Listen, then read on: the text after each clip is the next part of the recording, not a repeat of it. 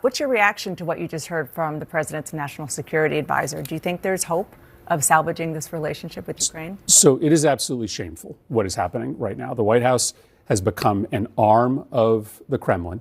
Every single day you hear from the national security advisor, from the president of the United States, from his entire national security team, Kremlin talking points. For the last week, the White House has been pretending as if Ukraine started this war. That's essentially saying that Poland invaded Germany at the beginning of World War II. There are still facts in this world.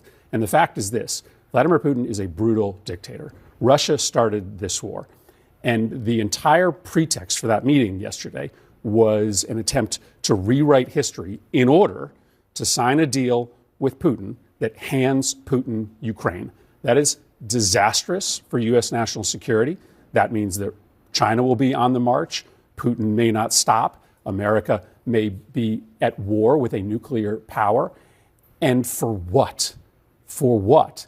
It appears as if America is trying to align itself with dictators, that Donald Trump wants us to have our closest relationships with despots all around the world, because that makes it easier for him to transition America into a kleptocratic oligarchy where Elon Musk and Donald Trump rule and steal from the American people. If we were allied with democracies, that would be harder. But if the United States' closest partner is Russia, then it makes it a lot easier for Donald Trump, Elon, and their billionaire pals to steal from the American people, to steal our data, to steal our Medicare, to steal our Medicaid in order to enrich themselves.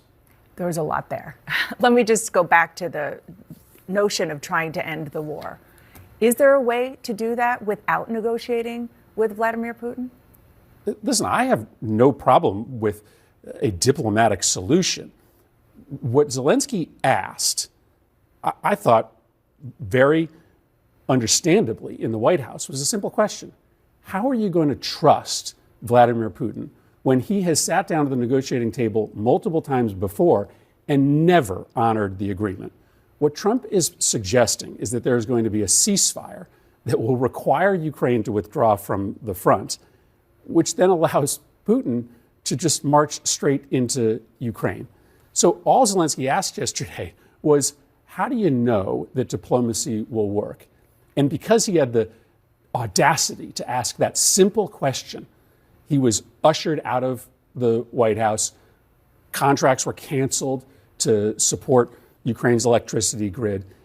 And apparently the United States is going to do Putin's bidding and hand him Ukraine potentially without a negotiation now. You were part of a bipartisan group of senators who met with President Zelensky right before that Oval Office. One of the other senators there was Senator Lindsey Graham. I want you to listen to what he said right after the Oval Office meeting. I have never been more proud of the president. I was very proud of J.D. Vance standing up for our country. We want to be helpful. What I saw in the Oval Office was disrespectful, and I don't know if we can ever do business with Zelensky again. He either needs to resign and send somebody over that we can do business with, or he needs to change.